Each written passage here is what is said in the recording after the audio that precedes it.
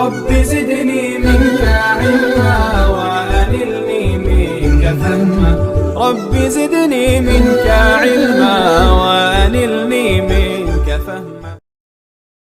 السلام علیکم ورحمۃ اللہ وبرکاتہ. سلسلہ نمبر 44 زکوٰۃ و صدقے کے آداب، صدقہ دینے والے کے آداب. نمبر 1، خلوص نیت سے صدقہ دینا. آپ صلی اللہ علیہ وسلم نے فرمایا، قیامت کے دن جن لوگوں کے خلاف سب سے پہلے فیصلہ کیا جائے گا ان میں سے ایک وہ شخص ہوگا جسے اللہ نے خوب مالی وسعت دے رکھی تھی. اللہ فرمائے گا کہ تو نے جھوٹ کہا، تو نے صدقہ اس لیے کیا تھا تاکہ تجھے سخی کہا جائے، سو کہا جا چکا.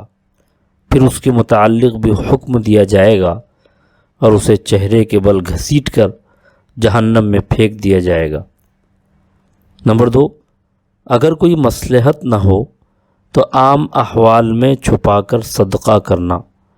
آپ صلی اللہ علیہ وسلم نے فرمایا، 7 آدمیوں کو اللہ اپنے سائے میں اس دن رکھیں گے جس دن اس کے سائے کے سوا کسی کا سایہ نہ ہوگا.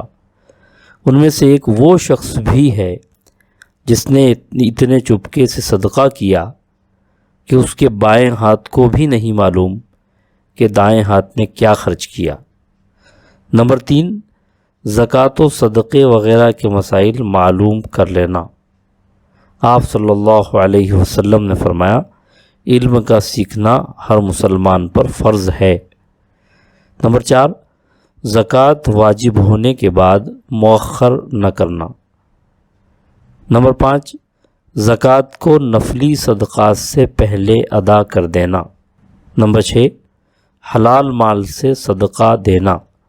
آپ صلی اللہ علیہ وسلم نے فرمایا، اللہ سبحانہ و تعالی پاک مال ہی کو قبول فرماتے ہیں. نمبر 7، عمدہ مال صدقے میں دینا.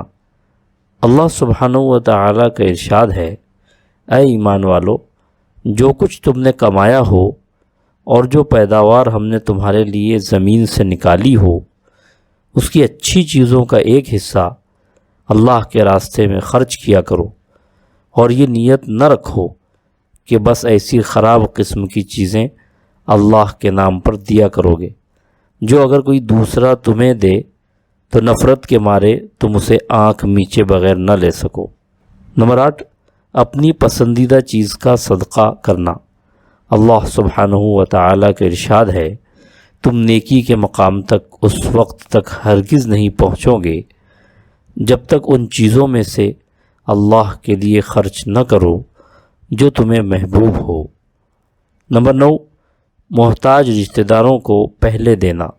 آپ صلی اللہ علیہ وسلم نے فرمایا، مسکین کو صدقہ دینے کا ایک ہی ثواب ہے اور رشتہ دار کو صدقہ دینے کا دگنا ثواب ہے. صدقے کا اور صلہ رحمی کا.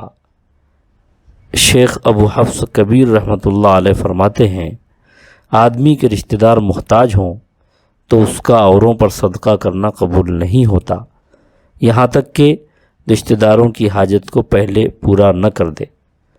نمبر 10، محتاجوں کو تلاش کر کر کے ان کی ضرورتیں پوری کرنا. اللہ سبحانہ و تعالیٰ کا ارشاد ہے، اور ان کے مال و دولت میں سائلوں اور محروم لوگوں کا باقاعدہ حق ہوتا تھا. محروم سے مراد جو حاجت مند ہونے کے باوجود کسی سے کچھ مانگتا نہیں. نمبر 11، سائل سے نرمی کا برتاؤ کرنا. نمبر 12، سائل کے آنے سے خوش ہونا. نمبر 13، سائل کو خالی ہاتھ واپس نہ لوٹانا. ام بجید، جنہوں نے اللہ کے نبی صلی اللہ علیہ وسلم کے ہاتھ پر بیعت کر رکھی تھی، نے رسول اللہ صلی اللہ علیہ وسلم سے پوچھا، میرے دروازے پر مسکین کھڑا ہوتا ہے اور میں اس کو دینے کے لیے اپنے پاس کچھ نہیں پاتی، یعنی ایسی صورت میں کیا حکم ہے؟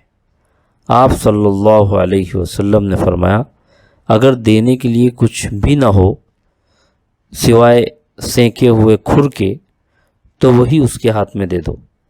یعنی ادنا چیز کا بھی صدقہ کر دیا کرو۔ نمبر 14، دینے کے لیے کچھ نہ ہو تو خوش اخلاقی سے واپس کر دینا۔ اللہ سبحانہ و تعالیٰ کا ارشاد ہے، اور جو سوال کرنے والا ہو اسے جھڑکنا نہیں۔ نمبر 15، جو شخص سوال کرنے میں اللہ سبحانہ و تعالیٰ کا واسطہ دے اس کو کچھ نہ کچھ دے دینا۔ آپ صلی اللہ علیہ وسلم نے فرمایا، جو شخص اللہ سبحانہ و تعالیٰ کے نام پر مانگے اس کو دے دیا کرو۔ نمبر 16، صدقہ دے کر احسان نہ جتلانا اور نہ تکلیف دینا۔ اللہ سبحانہ و تعالیٰ کا ارشاد ہے، اے ایمان والو، اپنے صدقات کو احسان جتلا کر اور تکلیف پہنچا کر ضائع مت کرو۔ نمبر 17، صدقہ واپس نہ لینا۔ آپ صلی اللہ علیہ وسلم نے فرمایا، اس شخص کی مثال جو صدقہ دے کر واپس لیتا ہے کتے کی سی ہے جو قے کرتا ہے، پھر لوٹ کر اپنی قے کے پاس آتا ہے تو اسی کو کھاتا ہے۔ صدقہ لینے والے کے آداب۔ نمبر 1، کسی سے مانگنے کے بجائے محنت مزدوری کر کے کھانا۔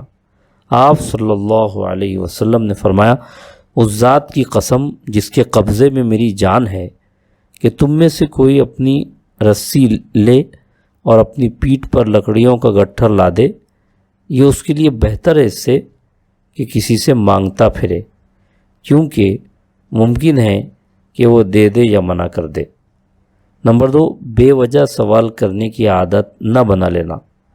آپ صلی اللہ علیہ وسلم نے فرمایا، آدمی سوال کرتا رہتا ہے یہاں تک کہ قیامت کے دن اس کے چہرے پر ذرا سا بھی گوشت نہ رہے گا۔ نمبر 3، سائل کا اللہ سبحانہ و تعالیٰ کے نام پر نہ مانگنا، کیونکہ اگر سوال کیا اور کچھ نہ پایا تو اللہ سبحانہ و تعالیٰ کے نام کی سوء ادبی ہوگی۔